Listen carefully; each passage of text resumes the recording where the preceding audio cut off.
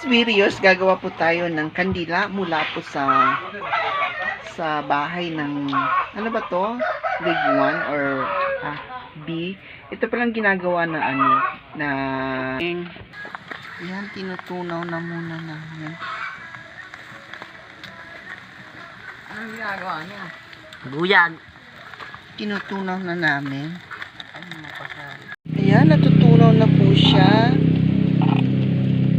Ayan, natutunaw na po siya. Yung mula sa bahay ng Honeybee. Gagawin namin kandila. Ayan.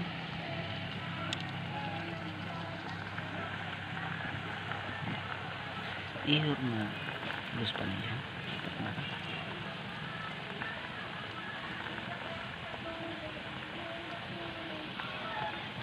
Bantay na nga kayo makuha ko.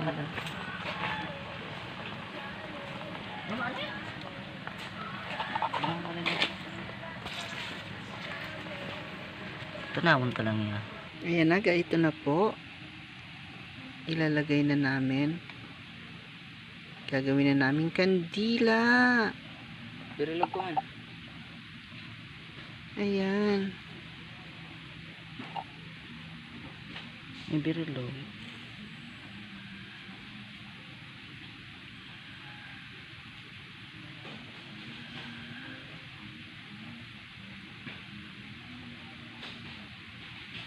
Antayin na lang natin ang resulta mamaya pag naglamig.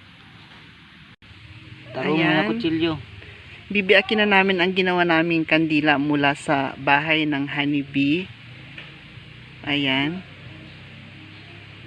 Dahan-dahan lang ang pagbiak baka hindi mabuo. Experiment lang po to ha. Trinay lang namin. Na dito pala nanggagalang paggawa ng kandila mula sa bahay ng Honeybee. Ayan po mga kaibigan. Binibiak na po niya. Katarong mga kutsilyo.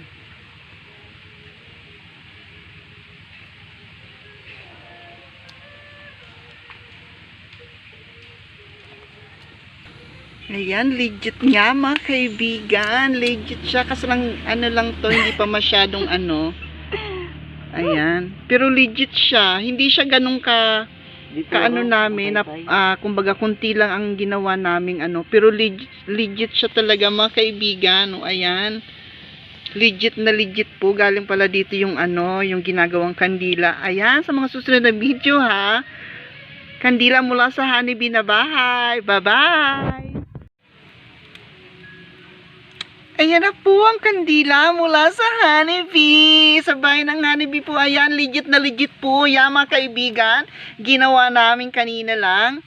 Kaso lang hindi kami ganun ka-perfect gumawa. Yung ginawa naming pabilyong mula lang sa tela. Pero legit siya. Tingnan nyo naman.